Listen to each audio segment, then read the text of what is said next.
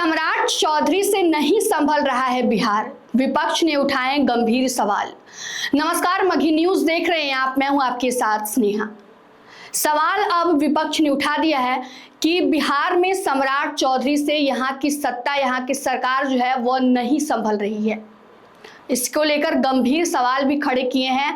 बिहार कांग्रेस की तरफ से एक पोस्ट किया गया है जिसमें साफ तौर पर लिखा गया है कि सम्राट चौधरी से बिहार नहीं संभल रहा। इस प्रकार कांग्रेस ने जो है वह सरकार पर जमकर हमला बोला है और कहा है कि सम्राट चौधरी से बिहार नहीं संभल रहा है।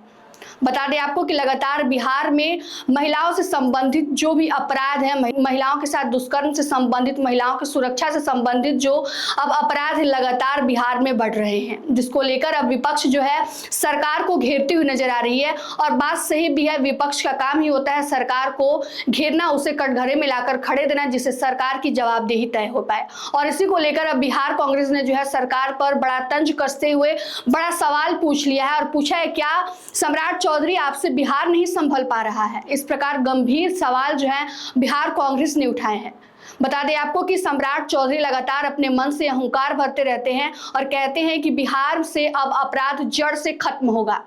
पुलिस को जो है फ्री हैंड कर दिया गया है। पुलिस जो है लगातार अगर कुछ ऐसी घटनाएं देखती हो तो इनकाउंटर किए जा रहे हैं। पुलिस फ्री हैंडेड है, यानी कि जब भी अपराध होता है तो अपराधी को पुलिस जो है फ्री हैंड होकर गोली मार सकती है।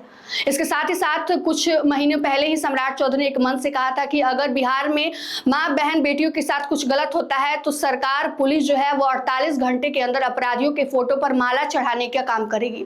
लेकिन अब बिहार में स्थिति कुछ उस प्रकार से उलट दिख रही है। बिहार में लगातार महिलाओं से संबंधित जो है मामलाएं, दुष्कर्म के मामले जो है लगातार सामने आते रहे हैं, जिसको लेकर अब विपक्ष जो है सरकार को घेरने लगी है।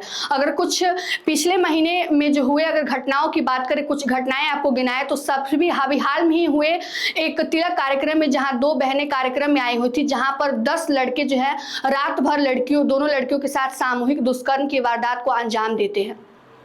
एक और घटना अगर आपको याद दिलाए तो पटना होटल कांड मामला, जिसमें एक बेटी अपने बाप के साथ यहाँ पर परीक्षा देने आती है और उसके साथ होटल में जो है जबरदस्ती कोई उसका हाथ पकड़कर ले जाने की कोशिश करता है। मामला फिर पुराना नहीं हुआ। अगर बात करें तो आपको नीट छात्रा कांड आपको याद ही होगा, जो जनवरी महीने में हुआ था और हुआ कुछ नहीं। सारा मामला जो है वो सीबीआई के हाथ में सौंप दी गई और परिवार वाले अभी भी न्याय की मांग कर रहे हैं। वह सरकार पर आरोप लगा रहे हैं कि सभी लोगों ने पैसा खाया है और ये लोग हमारी बेटी को न्याय नहीं दिला सकते हैं। लगातार जो है अब सरकार पर सवाल उठने लगा है और एक वीडियो भी वायरल हुआ था सोशल मीडिया पर तेजी से, जहां पर एक लड़की के साथ दुष्कर्म करके उसे सड़क पर मारकर फेंक दिया गया था। सीएम आवास से महज 3 किलोमीटर की दूरी पर लड़की की जो है वो लाश फेंकी गई थी। अब ऐसे में विपक्ष का सवाल खड़ा करना लाजमी है, सवाल पूछना सरकार से लाजमी है कि अगर आपने पुलिस को इतना फ्री हैंड किया हुआ है, आपने कहा है कि 48 घंटे के अंदर जो है पुलिस अपराधी को पकड़कर उनके फोटो पर माला चढ़ाएगी, तो फिर बिहार से अपराध कम क्यों नहीं हो रहा है? लगातार बिहार में जो है माँ बहन बेटियों के साथ गलत किए जा रहे हैं। 2 दिनों पहले ही जो घटना पटना से सामने निकल कर आई है कि तिलक कार्यक्रम में 2 लड़कियां हैं जो प्रोग्राम को लेकर आती है और वहां पर रात भर 10 लड़के जो है सामूहिक रूप से दोनों लड़कियों के साथ जो है दुष्कर्म की घटना को जो है वो अंजाम देते हैं। इसके बाद ये सवाल उठने लगा है कि आखिर बेटियां सुरक्षित कहाँ हैं? लगातार इस प्रकार के मामले निकलते रहते हैं और विपक्ष सवाल भी पूछते रहती है, लेकिन सबसे बड़ा सवाल यह है कि आखिर न्याय कब मिलेगा? कार्रवाई की जाती है, एफआईआर भी किए जाते हैं और लेकिन कार्रवाई भी होती है, लेकिन आखिर में बेटियों को न्याय कब मिलेगा? और बिहार में नहीं पूरे देश में इस प्रकार की घटनाएं आखिर होनी कब बंद होंगी? अगर आपको हम कुछ डाटा की बात करें तो NCRB national crimes record bureau की अगर बात करें तो बिहार में औसतन हर दिन 2 से अधिक बलात्कार के मामले जो है दर्ज किए जाते हैं।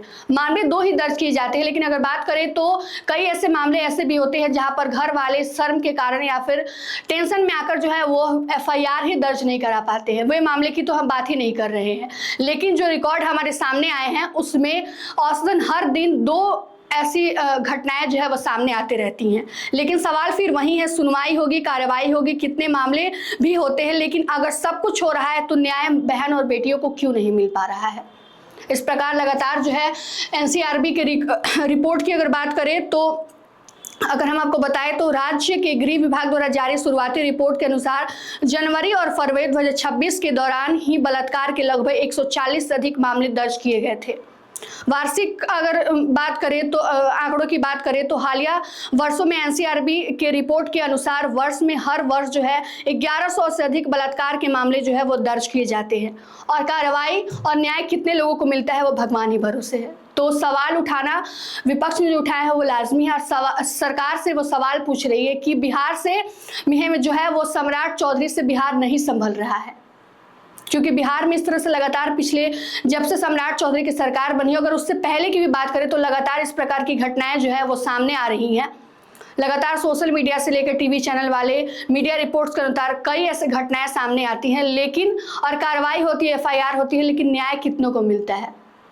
सम्राट चौधरी लगातार मन से यह कह रहे हैं कि बिहार से अपराध को जो है वो जड़ से खत्म किया जाएगा, लेकिन उसके बाद भी इतने सारे मामले जो है वो सामने आ रही हैं। तो क्या बहन बेटी जो है वो अपने काम पर जाना छोड़ दे?